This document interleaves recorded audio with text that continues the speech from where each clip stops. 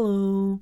The new cycle of Stygian Onslaught dropped this morning, so just like usual, I will try to beat the fairest difficulty with the least amount of 5-star units I can and give some tips on the way. And as always, none of the 5-star units have constellations, no one is using 5-star weapons, and the battle pass weapons are not allowed. So without further ado, let's get going right away. For the first boss, we have the Watcher, and he actually has some interesting mechanics. There's basically two types of teams you can play against him. Either you try to maximize the shield breaking damage by bringing some pyro and either hydro or cryo to react with the shield break and deal a massive chunk of damage, or you can choose to just brute force it by focusing on more team damage with whatever elements synergize with your team. I decided to go for the second strategy by using a good old Hyperbloom team. I used the downtime just after infusing the second shield to prepare my Nahida and Lauma's bursts, and here I make sure to cast Lauma's hold skill, Cookie's skill and Nahida's skill before going back to Xingqiu so that we can maximize the amount of Dendro cores we generate during the setup. I also decided to do something a bit goofy here, which is that I made kind of a hybrid build on Lauma. I gave her a crit rate circlet and sacrificial fragments so she can hit 2 big skills per shield phase, which helps getting through the phase a lot quicker. After that is just regular Hyperbloom team gameplay, where we have to make sure to cast all abilities off cooldown without really having a fixed rotation because everyone in the team has different cooldowns. As for other teams you can play, there's actually a lot of things you can do. I've seen a lot of not quite teams with a pyro unit as the last slot for the shield phase, so Neferlauma with Bennett or Yanfei, Zebailinea with Bennett or Yanfei, or even the same thing with Flynn's. I've also seen Kinich brute forcing the boss, Skirk can also brute force it, and there's probably something to do with vaporized teams like Moalani, and meld teams like Mawika or Arlecchino.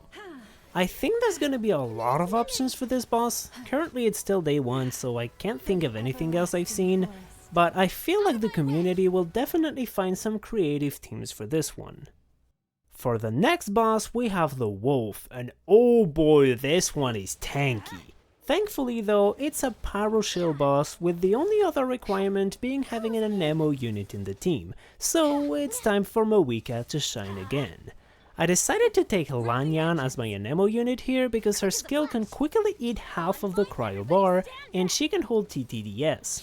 One important thing you can do here is not completely break the shield and leave just one tick of Anemo so you can do your whole setup before destroying it when you switch back to your Anemo unit to apply VV. This will allow you to benefit more from the down phase, and in the case of this Mawika team with 18 seconds rotations, you will be able to squeeze in a whole extra burst rotation before the boss goes back to the middle with increased resistances. Also, if you have C6 on net, she's actually really good here. She can basically almost instantly destroy the shield with skill burst, which allows you to do your whole setup right away as soon as the boss spawns, and then you can just take 3 seconds from Bennett's uptime to fully destroy the shield and apply VV on the way. Anyway, we're using Lanyan here, and my Lanyan is not C6, so we just do it the normal way, but it is something I wanted to mention. After that, we just do the fancy Mawika combo with the double click at the beginning, and we kinda just loop that over and over again until the boss dies. As for other teams, it's mostly Pyro Shield, but the DPS check is pretty high, so Varka can probably work, Pyrochaska can work, Arlecchino can work, meld variants are also good, you don't necessarily have to play mono teams, and Moalani is also surprisingly strong here. Especially with Mona on the new set, Moalani got a pretty big buff this patch. And finally, we have the return of the Tulpa. And there's actually a lot of cool things we can do with the Hydro Infusion, but it comes with the pretty heavy side effect of the mini Tulpas being unreasonably tanky towards anything other than Cryo. I decided to do a Skirk team with only Cryo units here, and Charlotte is probably better than Chongyun here, but I wanted to show some love for my boy Chongus, he deserves it. Anyway, there's really not that much to talk about here. I'm kinda just playing a regular Skirk rotation, and because the whole team is Cryo, the mini Tulpas are not really an issue. Something to keep in mind though is that when the boss gets his big shield and gives the whole team full energy, this also includes Serpent Subtlety, so you can get a big burst for free and pretty much instantly end the shield phase.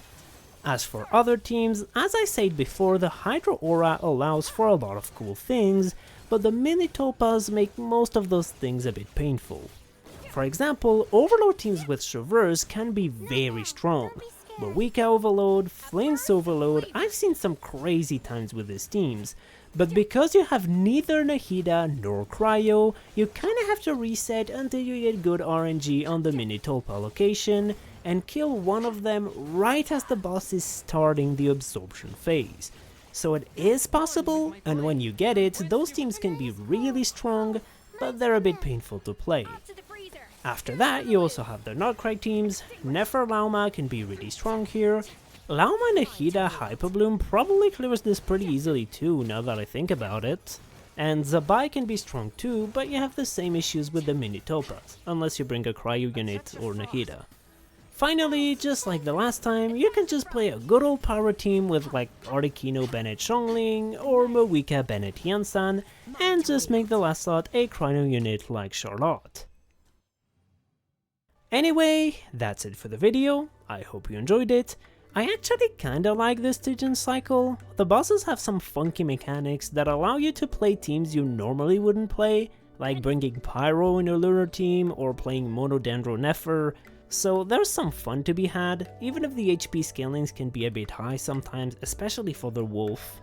Also, I think I'm gonna try making single boss videos this cycle. I have some goofy ideas for Tulpa and the Watcher, and I'm pretty sure the Wolf will prevent me from getting a C0R0 Dire clear, but the other two should still be possible, so yeah, I think I'm gonna try making some videos on one single team against one single boss. Anyway, I wish you good luck on your Stygian clears. Feel free to share in the comments which teams you've used to clear this cycle, and I will see you in the next one. Bye bye!